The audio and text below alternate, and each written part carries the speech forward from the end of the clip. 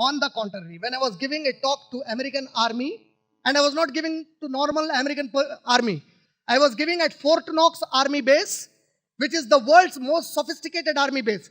That is the last training ground from where they were going to Iraq and Afghanistan to fight the Muslims. When I was giving the talk to them, I asked them one question. I said, suppose you go to Afghanistan tomorrow, and Osama bin Laden, when I was giving that talk, was yet not killed. I asked them, suppose you are in Afghanistan, and you saw Osama bin Laden in front of you. He suddenly killed your friends. He killed your mother, your sister. He raped 2 of your sisters. And all his bullets are over. Now he is at point blank range in front of you and he says, I want peace. I said, what will you do? And the instant response was, no, we'll spray the bullets in him. We'll finish him. We'll kill him.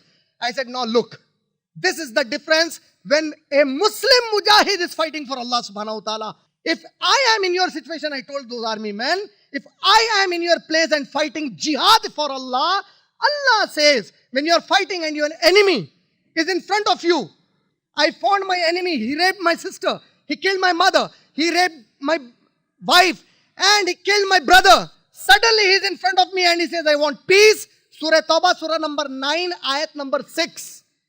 Allah says, take that person to a place of protection and read the message of the God to him. Maybe he will correct himself now.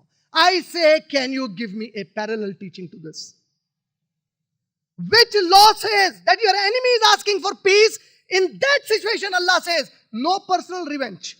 You cannot kill that enemy because he killed your father. You are fighting for God. All that happened, he is asking for peace. Take him to a place of protection. Show me one parallel teaching anywhere in the world. One constitution of the world which says like this. And you know what Allah says in Surah Anfal, Surah number 8, ayat number 61 and 62? If you Muslims, if you fear that the enemy may cheat you, that fear can be there. Now he is at point blank and he may cheat you. You know what is the command of Allah to me in the Quran? Allah says, if you are afraid he will cheat you, Allah will protect you from his cheating, but you can't harm him. Is this terrorism? There is another ayat in Surah Ma'idah, Surah number 5, ayat number 32. Again, it's a challenge. Show me any other book on the face of the earth with a parallel teaching to it. Allah says, Surah Ma'idah, Surah number 5, ayat number 32. If anyone kills an innocent life of a Muslim or a non-Muslim, in the sight of Allah, you have killed whole humanity.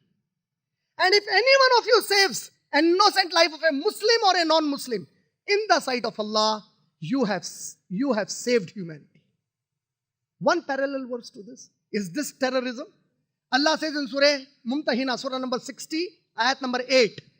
Allah does not command you to be good towards those non-Muslims who do not fight you for religion or drive you out of your homes. For Allah commands justice and be just with them. Is this terrorism? Prophet Muhammad